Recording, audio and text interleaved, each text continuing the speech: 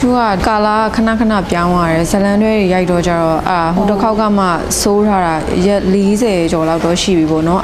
ဓာတ် brown အုပ်လိုက်ရဆိုတော့နည်းနည်းအရင်လိုပဲကာလာလေးနဲ့ပြန်ပြီးတော့